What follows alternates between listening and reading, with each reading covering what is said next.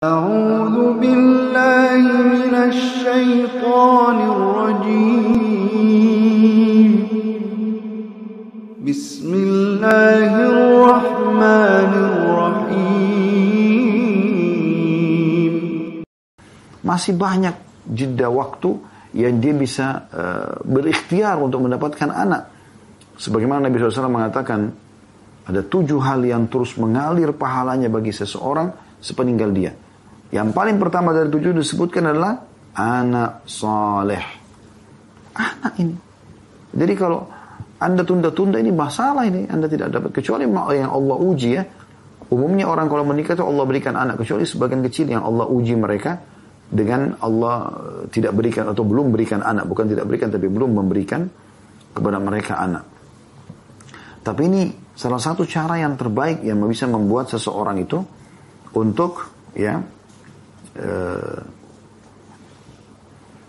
mendapatkan pahala dan juga rezeki ya dengan cara menikah. Dan ini juga disebutkan sabda Nabi SAW, "Thalathatun haqqun 'ala Allahi 'aunuhum." Ada 3 golongan yang 3 orang yang pasti Allah akan tolong mereka ya. Hadis ini diriwayatkan oleh Imam Ahmad dan disebutkan satu dari 3 golongan tersebut adalah orang yang menikah dan berniat menjaga kesuciannya. Jadi dari ayat tadi surah An-Nur ayat 30 dipastikan Allah akan berikan rezeki orang yang menikah karena Allah. Ya. Dan Abu Bakar sudah tekankan tadi, yakin, menikahlah dulu. Ya, karena Allah akan pasti penuhi janjinya dengan memberikan kemampuan dan kecukupan. Kan gitu. Ya. Juga Nabi SAW katakan ada 3 golongan yang pasti Allah berikan rezeki. Salah satu dari 3 itu disebutkan adalah orang yang menikah gitu kan. Dan berniat menjaga kesuciannya.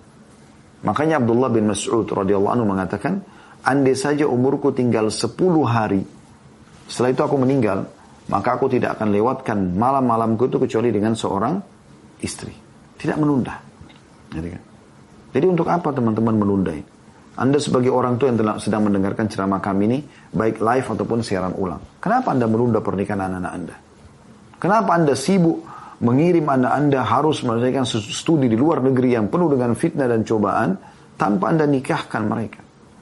Terlebih lagi kadang-kadang ada orang sibuk menyuruh anak perempuannya ya, harus pergi ke London sendirian, harus pergi ke LA sendirian, ya, Los Angeles, harus pergi ke New York sendirian, harus pergi ke Tokyo sendirian, hanya kena alasan studi. Kenapa ini? Kenapa Anda nggak nikahkan? Lalu kemudian dia berangkat sama suaminya, silakan.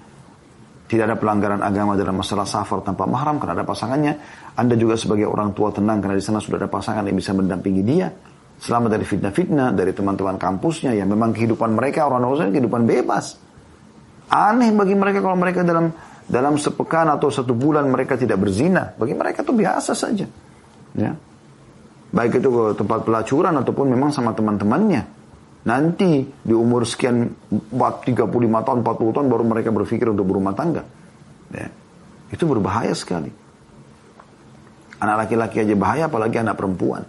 Sekuat apa imannya? Sekuat apa imannya teman-teman sekalian? Sekuat apa Anda tanamkan iman pada anak Anda supaya Anda yakin atau begitu percaya dirinya Anda, dia tidak akan terjerumus di luar sana. Bagaimana caranya? Di depan mata kita saja, di negara Indonesia yang tercinta ini, semoga Allah selalu jaga keamanan dan kemakmurannya. Ya. Allahumma amin. Itu masih banyak cobaan. Padahal masjid banyak. Ulama dan da'i banyak menyampaikan ceramah-ceramah mereka. Pemerintah kita masih mendukung kegiatan ya, agama-agama. Ya, seperti misalnya puasa Ramadan, ada haji dan umroh, ada alokasi zakat dan sedekah, yayasan sosial bisa membantu satu sama yang lain, bantu masyarakat bisa menyumbang, yang mampu menyumbang, yang tidak mampu mendapatkan bantuan, dan sekian banyak kegiatan. Itu aja masih banyak keluarga-keluarga muslim yang terjerumus pada pelanggaran-pelanggaran agama. Ya. Bagaimana dengan Anda mengirim anak Anda ke negara-negara orang non-muslim? Dari mana jaminannya ini? Ya? Dari mana jaminannya? Dan kerusakan bisa terjadi dalam hitungan detik teman-teman sekalian. Banyak orang dalam kondisi dia tadinya laki-laki jantan, dengan berapa detik saja bergaul dengan seseorang naudzubillah homoseksual, bisa dia terpengaruh oleh setan manusia dan setan jin ini, akhirnya dia terjerumus dalam beberapa waktu setelah itu kemudian rusaklah dia. Ya. Berapa banyak orang yang tadinya kelihatan saleh, tutup aurat, buka auratnya. Sholat, meninggalkan sholat. Tidak pernah mabuk-mabukan. Tidak pernah zina, berzina. Berapa banyak orang terjadi. Istiqomah itu dibutuhkan setiap saat. Buku amal kita setiap hari ada. Jangan Anda mengatakan dulu, saya waktu umur 17 tahun saya rajin ibadah. Itu dulu sudah dicatat. Sekarang, atau Anda berbangga dengan kesolehan orang tua Anda. Ibu saya itu rajin mengaji. Ayah saya itu rajin puasa sunnah. Baik itu orang tua Anda. Anda sendiri bagaimana? Pepatah bahasa Arab masyhur berbunyi, Laisal fata man yakunu kana abi kada wa kada. Walakin al-fata man yakulu ha ana dha. Bukanlah anak muda yang cerdas yang mengatakan, dulu ayahku begini dan begitu. Tapi anak muda yang cerdas yang mengatakan, ini loh aku. Inilah aku. Ya. Dia tunjukkan bagaimana kesolehan dia. Dan salah satu yang akan dinaungi dari 7 golongan pada hari kiamat, tidak ada naungan kecuali naungan Allah di mahsyar, di saat orang lagi tersiksa, adalah syabun nasya'a fi ta'atillah. Ya. Anak muda yang tumbuh di atas ketaatan Allah, dan diantaranya adalah dengan menikah. Itu bentuk ketaatan di masa muda menikah. Ada banyak ikhwah kita, ya, semoga Allah mudahkan mereka teman-teman sekalian, mengeluh kepada kami, Ustaz, kami sudah ikut pengajian, kami sudah coba istiqamah gitu kan, tapi di kampus ini luar biasa godaannya. Ya. Kadang-kadang kita kalau istiqamah dilihat sedikit agamis, maka makin digodain oleh teman-teman, makin sengaja gitu, yang perempuan-perempuan datang menggoda segala macam. Belum lagi dosen-dosen juga yang tidak mau tutup aurat, segala macam fitnah yang bisa terjadi. Mereka malam minggu janjian kemana, godaan besar. Begitu bicara sama orang tua menikah, oh nggak bisa, nanti selesai kuliah dulu. Orang tuanya enak, punya pasangan, dia bisa lampiaskan. Anak ini bagaimana kesian? Ubah persepsi saudaraku seiman, ya. Kalau menikahkan anak-anak sebelum selesai kuliah memalukan dan memilukan. Tidak. Itu kemuliaan, menyelamatkan anak kita. Kecuali memang dalam satu keadaan anak kita lihat Masya Allah istiqomah benar. Dia pun mengatakan, kita lihat selalu ke masjid, dia selalu tutup aurat, dia sibuk dengan pengajian.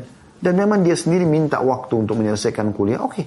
Kalau tidak, apalagi dia minta lalu Anda sengaja menunda, itu kezaliman dari Anda itu. Kapan dia terjerumus dalam dosa, Anda bisa ikut menanggung dosa tersebut. Karena Anda menunda perbuatan yang harusnya bisa menyelamatkan dia dari hal-hal yang haram, ya, hanya karena Anda merasa Anda sebagai orang tua. Selanjutnya, Syekh Abdullah mengangkat statement yang disampaikan oleh Ibnu Katsir rahimahullah, seorang penulis tafsir yang masyhur dengan tafsir beliau, tafsir Quranul Azim. Beliau menandaskan dalam tafsirnya, janji Allah, yakni karena kemuliaan dan kelembutannya, Allah Azza wa Jalla akan memberikan karunia rezeki yang bisa mencukupi kedua pasangan suami istri tersebut dengan menikah. Jadi kembali beliau menitik beratkan apa yang disampaikan tadi dari surah An-Nur ayat 32 tentang Allah menjanjikan akan memberikan rezeki, dan juga dari hadis Nabi SAW bahwasanya 3 golongan yang pasti Allah akan berikan rezeki. Hadis yang diriwayatkan oleh Imam Ahmad, salah satunya adalah seseorang yang menikah karena Allah Subhanahu wa taala untuk menjaga kesucian kemaluannya. Keuntungan yang lain dari pernikahan teman-teman sekalian adalah terciptanya ketentraman jiwa dan rohani. Ya. Terciptanya cinta dan kasih sayang antara pasutri, pasangan suami istri ini. Dan Allah menggambarkan itu dan dijadikan sebagai tanda-tanda kebesaran Allah Subhanahu wa taala. Allah sebutkan dalam surah Ar-Rum ayat 21. A'udzu billahi minasyaitonir rajim. Wa min ayatihi an khalaqa lakum min anfusikum azwajan litaskunu ilaiha wa ja'ala bainakum mawaddatan wa rahmah inna fi dzalika laayatin liqaumin yatafakkarun. Dan di antara tanda-tanda kekuasaannya, N-nya besar kata ganti Allah. Jadi tanda-tanda kebesaran Allah justru dengan pernikahan itu. Ialah dia Allah, D-nya kata ganti Allah, D-nya besar kata ganti Allah. Dia menciptakan untukmu istri dari jenismu sendiri, sesama manusia, agar kamu cenderung dan merasa tentram kepadanya. Dan dijadikan juga di antaramu rasa kasih dan sayang. Sesungguhnya pada yang demikian itu benar-benar terdapat tanda-tanda bagi kaum yang mau berfikir. Cuma saya ingin titik beratkan di sini teman-teman sekalian. Janji Allah ini akan diberikan mawaddah wa rahmah, kasih dan sayang, ya. Juga sakan atau taskunu ilaiha, merasa tentram ini kalau Anda menikah dengan orang yang Allah perintahkan untuk menikah dengannya, yaitu nikah dengan laki-laki soleh bagi Anda wahai wanita, dan nikah dengan wanita soleh bagi para Anda wahai para laki-laki muslim, ya. Anda akan dapatkan ini insyaallah dari pasangan Anda yang soleha. Dia akan terus mengejar pahala dari suaminya, sibuk dengan itu. Dia akan sibuk bagaimana menggembirakan suaminya, menghibur suaminya, begitu suami masuk dalam rumah, sudah semuanya bersih, rapi, wangi, baik rumahnya, tempat tidurnya, dianya sendiri juga begitu. Ya. Suaminya masuk dalam rumah merasa nyaman, sudah disambut dengan baik, disambut dengan makanan yang hangat, ditata rapi di meja makan, gitu kan. Diluangkan waktu, walaupun sudah punya anak, dia luangkan waktu, anak-anak diamankan dulu, ya, tanda kutip di sini ya, di satu ruangan misalnya dengan pembantu rumah tangga kah, atau mungkin sama kakaknya misalnya, sampai si suami misalnya selesai makan, sudah tenang, selesai semuanya, kemudian mungkin dia bersih-bersih, ada terjadi interaksi biologis, lalu kemudian ya dia pertemukan dengan anak-anak misalnya. Jadi wanita yang bijak, suami akan sangat tentram karena dia capek dari luar. Bukan baru datang sudah disambut dengan cemberut, kecurigaan, kata-kata yang kasar. Ini semua akan dihisab oleh Allah Subhanahu wa taala, wahai muslimah. Kata Aisyah radhiyallahu anha dalam sebuah riwayat yang disebutkan oleh para ulama, wahai para wanita, kalau seandainya kalian mengetahui hak ya suami kalian yang sebenarnya yang Allah tentukan, maka kalian akan mengambil debu kakinya dan kalian akan letakkan di pipi kalian. Karena dengan berbuat baik pada satu manusia. Wahai muslimah, Anda cuma disuruh berbuat baik pada satu laki-laki. Tidak ada poliandri. Sekalian Anda nikah, itulah laki-laki yang bisa membawa masuk Anda ke dalam surga. Lakukan yang terbaik kepada dia. Anda akan dapatkan kasih sayang dia, naungan dia. Ya, kebutuhan biologis Anda dipenuhi. Ya, nafkah Anda akan dipenuhi. Anda dapat pahala besar di sisi Allah. Meninggal pada saat dia ridho, Anda dijamin masuk surga. Dunia dapat, akhirnya dapat. Lalu mau apa lagi? Kenapa suami yang satu ini dibengkalikan? Kenapa wahai para muslimah, suami jadikan sebagai musuh, ajang untuk ribut, ya? Berhenti menonton tontonan-tontonan yang bisa membuat Anda kurang ajar atau bahkan ya berlaku akhlak yang buruk kepada para suami. Tontonan mengajarkan agar berkata kasar sama suami, curiga dengan suami, dan segala macam hal. Lalu digambarkanlah suami yang buruk akhlaknya dalam sinetron, dalam film. Kalau suami itu selingkuhan, suka berdusta. Setiap wanita yang nonton ini menganggap, oh suami saya juga seperti itu. La haula wa la quwata illa billah. Dari mana patokannya?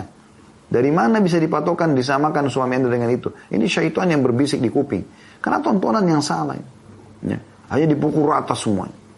Ya. Sekarang lagi digambarkan banyak pelakor-pelakor dan segala macam. Akhirnya suami juga akan begitu. Dari mana? Mungkin belum tentu.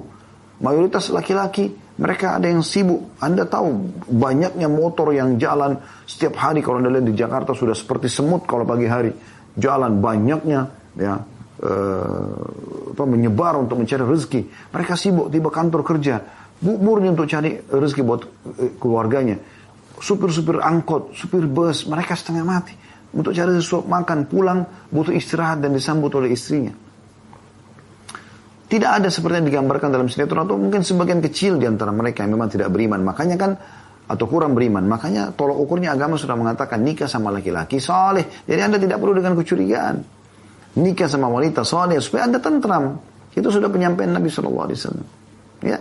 Tadi kan gitu, wahai para wanita, wahai para walinya, kalau datang kepada kalian laki-laki, yang kalian ridhoi akhlaknya dan agamanya. Bukan tampannya dan kayanya, jabatannya dan pendidikannya, bukan. Akhlak, agama dan akhlaknya. Nikahkan dia segera, terima lamarannya.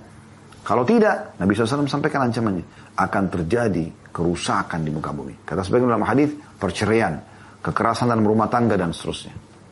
Ya. Begitu juga Anda wahai para laki-laki, cari wanita yang salihah, cari mereka, ya, minta kepada Allah SWT petunjuk. Kecuali kalau Allah uji Anda, ada orang yang menipu Anda dalam rumah tangga, dia kelihatan saleh tapi dia menipu, itu lain, Anda bisa tinggalkan. Tapi mestinya kalau Anda sudah cari wanita saleh dan Anda tahu dia sekarang salihah, sudah, sholat sholat 5 waktu, tutup aurat, jaga zikir, beribadah kepada Allah, menjaga, merawat rumah, merawat anak-anak. Pada saat Anda datang, Anda dipenuhi kebutuhannya, udah Anda akan tentram. Dan itu kata Nabi SAW. Tumkahul mar'a li arba'a. Perempuan umumnya dinikahi karena 4 hal. Ya. Di jamaliha karena kecantikannya, di hasabiha karena keturunannya, di maliha karena hartanya, wali diniha dan karena agamanya. Fadfar bidzati din taribat yadak. Ya. Kejarlah yang beragama maka hidupmu akan tentram. Jadi ini perlu digarisbawahi teman-teman sekalian. Ya.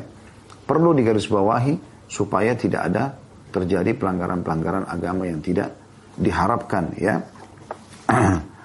Baik, Ini Allah jadikan ketentraman akan didapatkan dari pasangan yang baik di sini, yang sesuai dengan apa yang agama perintahkan. Dan jangan cari yang lain.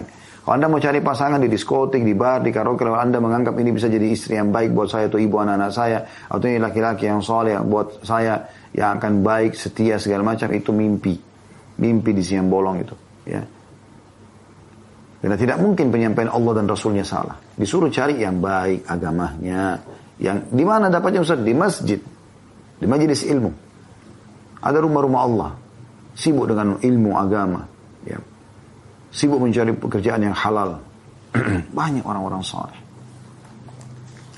Kemudian beliau mengatakan, Rasulullah SAW yang demikian cinta dan penuh kasih terhadap umatnya, memerintahkan para pemuda yang sudah memiliki kesanggupan untuk menikah. Kesanggupan sudah saya katakan tadi di sini adalah masalah interaksi biologis, dengan menjelaskan berbagai keuntungannya. Dalam sabda beliau dalam hadis riwayat Bukhari Muslim yang artinya, wahai para pemuda, siapa yang kalian sudah mampu untuk menikah maka menikahlah, dan siapa yang tidak mampu maka hendaklah ia berpuasa, karena puasa menjadi tameng baginya. Hadis riwayat Bukhari Muslim. Arti kesanggupan ini adalah kesanggupan menikah atau biologis, sedangkan arti obat adalah penahan syahwat. Maksudnya di sini kan kata Nabi SAW, ya siapa yang, wahai anak muda, siapa yang bisa menikah menikahlah. Yang mampu sudah menikahlah, karena itu akan menjaga kesucian mata, pandangan mata tidak lihat yang haram, dan kesucian kemaluan. Dan ya, yang tidak mampu maka berpuasalah, karena itu akan menjadi obat penawar atau tameng baginya dari perbuatan yang haram. Karena puasa akan meredam syahwat. Pernikahan dini, kata beliau, mengandung ketaatan kepada Allah Subhanahu wa taala dan Rasulnya Muhammad sallallahu alaihi wasallam. Dan itu Allah janjikan bagian taat kepada Allah Rasulnya kemenangan, keberuntungan. Selain tadi daripada pernikahan mendatangkan rezeki, ya, juga dia akan menjadi sumber pahala yang besar. Perhatikan kata Allah SWT tentang orang yang taat kepada Allah Rasulnya. Anda kerjakan karena perintah agama. Surah Al-Ahzab ayat 71. A'udzu billahi minasyaitonir rajim. Wa may yuti'illaha wa rasulahu faqad faza fawzan 'azima. Dan barang siapa yang mentaati Allah dan Rasulnya, maka sungguhnya ia telah mendapat kemenangan yang besar, keberuntungan yang besar. Kata beliau, menikah adalah jalan mulus menuju proses reproduksi dan memakmurkan bumi Allah ini dengan generasi yang saleh dan salihah. Menikah itu akan melahirkan generasi-generasi yang baik. Kalau orang niatkan karena Allah SWT, maka dia juga berharap untuk punya keturunan yang baik, ya. Dan dia akan mengejar pahala amal saleh, amal jariah daripada anak-anak yang dia didik, sholat, puasa, kejujuran, tanggung jawab, dan seterusnya. Nabi SAW bersabda dalam sebuah hadits riwayat Abu Dawud dan An-Nasai, "Tazawwajul wadud al-waluda fa inni mukathirun bikumul umama yaumal qiyamah." Nikahilah wanita yang subur, ya, dan penuh kasih. Ya, makna yang lain al-wadud adalah setia dengan suaminya, ya. Karena aku berbangga dengan banyaknya umatku di hari kiamat nanti. Ya, jadi ini perintah Nabi SAW. Agar kita disuruh menikah selain wanita yang salihah, juga cari yang subur. Dalam sebuah riwayat lain pernah ada seorang sahabat yang berkata, "Ya Rasulullah, saya mendapatkan seorang wanita yang sudah cocok, cantik, kaya, punya kedudukan, tapi mandul. Boleh nggak saya nikahi?" Karena dia minta izin kepada Nabi SAW, Nabi SAW mengatakan tidak boleh, jangan. Orang itu minta izin sampai 3 kali. Kata Nabi SAW, jangan. Lalu beliau sampaikan hadisnya ini, menikahlah dengan wanita yang subur, yang penuh kasih sayang, bukan dari keluarga yang suka teriak-teriak, berkata kotor, ya. Kalau Anda tidak tahu, yang lain. Itu bukan, Allah tidak akan hisab Anda. Tapi kalau Anda sudah tahu dari keluarga tidak baik, lalu Anda sengaja nikahi, ini konsekuensinya beratin, ya. Tapi kalau Anda tidak tahu, Anda berhusnudzon, sangka baik, maka Allah akan melepaskan Anda dari hisabnya hari kiamat nanti. Jadi kita disuruh nikah dengan wanita yang lembut, yang kelihatan kewanitaannya gitu, bukan suaranya kasar, bukan suka nudu-nudu, bukan suka gibah, fitnah, menyakiti suami, menghina-hina. Ini semua, ya, hal yang bertolak belakang sekali dengan syariat Nabi alaihi salatu wassalam. Oleh karena itu Nabi SAW memuji di hadis setelahnya yang diangkat oleh Syekh Abdullah di sini, wanita-wanita salihah ini yang baik, yang subur, yang baik agamanya, yang subur, mudah melahirkan, mau punya keturunan. Kemudian juga yang wadud, setia dengan suaminya, suka sekali menjaga walaupun dia sedang sendirian, tidak pernah dia melakukan perbuatan-perbuatan haram di belakang suaminya, karena Allah selalu mengawasi dia. Maka Nabi SAW menjadikan wanita seperti ini adalah sebaik-baik perhiasan dunia. sebaik-baik perhiasan dunia. Semuanya kalah perhiasan dunia ini dengan wanita salihah. Kata Nabi SAW, ad-dunya mata'un wa khairu mata'iha al-mar'atu salihah. Dunia ini taman kenikmatan. Ya. Dan sebaik-baik taman kenikmatan adalah wanita salihah. Wanita salihah, biar dia lagi pegel, tetap dia senyum. Tetap dia santun. Tetap dia menanyakan dengan cara baik. Tetap dia niat menasihati suaminya kalau suaminya salah. Karena suami memiliki sifat defense yang sangat kuat. Allah biasakan memang perintah dia di luar rumah, menghadapi matahari, hujan, kalau di tempat salju. Ya. Maka sifat defense laki-laki kuat sekali. Kalau Anda sebagai wanita langsung main serang saja, kamu begini, kamu begitu, maka yang terjadi pasti dia akan menghadapi seperti menghadapi dunia luar. Tapi kalau Anda gunakan kelembutan Anda, kesabaran Anda, ya, air mata Anda, maka itu akan melunakkan dia. Ya. Banyak wanita tidak memahami masalah ini. Dia niat untuk menunjukkan kalau dia mau pancing suaminya sayang atau tidak, maka dia sengaja pancing emosinya. Keliru ini. Nanti pada saat suaminya sudah marah, baru kemudian dia nilai, oh suami saya ini emosional. Padahal sebenarnya tidak. Ya. Tapi dia memancingnya gitu. Saya titip pesankan poin penting. Teman-teman sekalian, jangan uji pasangan Anda. Jangan tes pasangan Anda. Jangan mata-matai pasangan Anda. Anda akan bahagia sudah. Serahkan kepada Tuhannya Allah subhanahu wa ta'ala yang akan mengawasi dia. Serahkan kepada malaikat pengawas yang Allah sebutkan dalam surah Qaf. Ma yalfidhu min qawlin illa ladaihi raqibun atid. Tidak ada satu kata pun yang terucapkan kecuali akan diawasi oleh malaikat pengawas. Jangan ambil alih semua itu. Kalau depan mata Anda kemungkaran, luruskan. Kalau Anda tidak tahu, nggak usah cari tahu. Urusan dia sama Tuhannya. Ringankan beban Anda. Kalau dia lakukan kebaikan, dukung dia. Selesai. Allah mengatakan, wala tajassasu. Nabi SAW mengatakan, wala tajassus. Jangan memata-matai. Jangan sengaja mencari-cari aib. Ada informasi, kita tabayun, cross-check. Selesai. Ya. Apapun orang ucapkan, kita percaya pasangan kita. Kalau dia sudah mengaku, dia melakukan kesalahan, ya sudah. Berarti dari dia gitu. Tapi kalau kita mau dengar orang ketiga yang mungkin bisa merusak rumah tangga kita, lalu kita jadikan itu sebagai sebuah pegangan, ini ngaco ini. Kacau. Jadi kacau semuanya di rumah tangga itu. Ya. Lalu beliau mengatakan, selanjutnya, bahkan Nabi SAW berkata dengan penuh pengingkaran kepada orang yang tidak mau menikah, aku juga menikahi wanita. Siapa yang tidak menyukai sunnahku, maka dia bukan golonganku, dalam hadis Bukhari Muslim. Jadi pernah ada 3 orang sahabat dalam kisahnya. Mereka ini suka sekali ibadah. Nah, saking hampir semua ibadah sudah mereka kerjakan, mereka ingin ibadah yang ekstra. Ya. Maka mereka mendatangi rumah Nabi SAW, lalu mereka tanya kepada Aisyah radhiyallahu anha, apa yang Nabi SAW kerjakan di rumah? Kata Aisyah radhiyallahu anha, Nabi SAW seperti laki-laki saudara kalian. Ya, dia penuhi kebutuhannya, dia membantu keluarganya, ya dia melakukan seperti laki-laki ya di rumah dia. Maksudnya dia nikmati rumah itu. Butuh biologis ya sudah, butuh istrinya layani ya, ya pokoknya kegiatan rumah gitu. Maka di sini dikatakan ka'annahum aqalluha, seakan-akan mereka anggap pengen sesuatu yang bobotnya yang lebih besar daripada itu. Maka tiga orang ini keluar dari rumah Nabi SAW, masuk masjid, lalu mereka mengikrarkan, didengar oleh sahabat-sahabat yang lain, yang hanya sampai ke kuping Nabi SAW, atau sampai ke pendengaran mulia Nabi SAW. Maka yang satu mengatakan, saya mulai sekarang mau sholat malam gak mau tidur. Dari awal habis isya, sholat sampai subuh, tidak tidur. Yang satu mengatakan, saya puasa, tidak mau buka puasa, sampai saya sudah tidak tahan lagi. Jadi hari ini Kamis misalnya, orang puasa nih. Sebentar azan maghrib, saatnya buka puasa, tidak buka puasa dia. Tunggu sampai besok. Dia masih mampu lanjut hari ketiga. Yang orang tidak mau melakukan gitu. Yang satu mengatakan, saya tidak mau nikahi wanita. Dianggap dengan menikah, mengganggu ibadahnya. Apa kata Nabi SAW waktu dengar itu? Telah sampai kepada saya nih, informasi dari orang yang diantara kalian mengatakan begini dan begitu. Ketahuilah, saya tidur di malam hari dan saya juga sholat.